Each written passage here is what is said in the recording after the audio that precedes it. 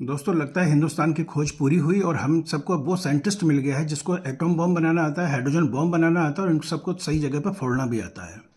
मज़े की बात यह है कि इस साइंटिस्ट ने अपनी ज़िंदगी में कभी भी साइंस की पढ़ाई भी नहीं करी है, लेकिन इसको बम बनाना और फोड़ना आता है। और हम सब लोग इस साइंटिस्ट को काफ़ी टाइम से जानते हैं, लेकिन इसका असली टैलेंट अब पता लगा कि ये कितना बड़ा साइंटिस्ट है।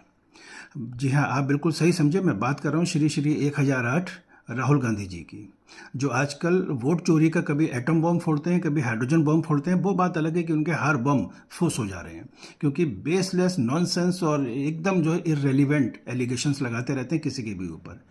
अभी उन्होंने नया एलिगेशन लगाया कि कोई थर्ड पार्टी कहीं भी बैठ के किसी भी दूसरी स्टेट के वोटर्स का वोट वोटर लिस्ट से डिलीट कर रहा है। अगर ये इतना इजी या ये पॉसिबल होता तो शायद एक बार जो सरकार सत्ता में आ गई, दोस्त राहुल गांधी, वो किसी और को कभी सत्ता में आने का मौका ही नहीं देती। Yes no. तो ये फेक नैरेटिव और बेसलेस जो जो नैरेटिव आप चला रहे हो, बिल्कुल इसको बंद करो।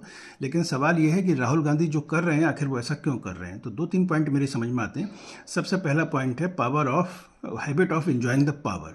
राहुल गांधी का जन्म पावर हाउस में हुआ इंडिया के। सारी लग्जरी उन्होंने एंजॉय करी है, सारे जो है वो राइट्स उन्होंने एंजॉय करें, कभी ड्यूटी तो कोई निभाई नहीं है।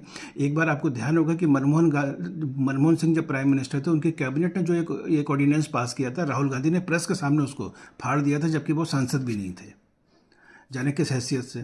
तो एक तो ये है, और अब 11 साल से उनके पास पावर है नहीं, तो छटपटा रहे हैं वापस जो वो सीट पर बैठने के लिए। नंबर 2 जो मेरी समझ में आता है दोस्तों, वो है इग्नोरेंस, यानी अज्ञानी है।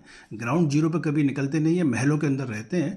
उनको ये नहीं मालूम है कि पिछले 10-11 साल में हिंदुस्तान कहाँ से कहाँ पहुँच गया है। सबसे बड़ा डेटा कंज्यूमर है हिंदुस्तान। आज गाँव में बैठे हुए आदमी के पास भी ये इन्फॉर्मेशन है कि दुनिया में क्या चल रहा है। लेकिन राहुल गांधी अभी वही रोटी कपड़ा और मकान वाले हिंदुस्तान की मेंटेलिटी से बाहर नहीं आ पा रहे हैं। तीसरा है दोस्तों कि ये अपने आप को रेलिवेंट बनाकर रखने के लिए लाइमलाइट में रहते हैं हमेशा, क्योंकि इनके पास कोई ऐसा मुद्दा नहीं है जिस पर ये सरकार को घेर सकें। चौथा पॉइंट है दोस्तों फॉरेन फंडिंग। ये बहुत ही इंपॉर्टेंट है, फॉरेन फंडिंग। जैसे कि जॉर्ज सोरोस के टाइप के जाने कितने गैंग हैं जो इन लोगों को फंड करते हैं देश को बदनाम करने के लिए और एंटी नेशनल एक्टिविटीज़ करने के लिए, और ये बिल्कुल एंटी नेशनल जो एक्टिविटी है। अगला पॉइंट है दोस्तों कि डिफेम द इंडियन इंस्टीट्यूशन। जितने भी जो इंडियन इंस्टीट्यूशन है सबको डिफेम करो। आपको पता है chief election commissioner Gyanesh Kumar IIT Kanpur के पढ़े हुए हैं और IAS ऑफिसर हैं। एक बार डियर राहुल गांधी और उनकी सारी चमचा पार्टी एक बार IIT के एग्जाम में बैठ के देखो, औकात समझ में आ जाएगी। ठीक है ना। और नंबर 6 तुलसीदास की वो रामायण में एक चौपाई लिखी हुई है, सहज पाप प्रिय तमस देहा यथा उलू कहे तम पर नेहा।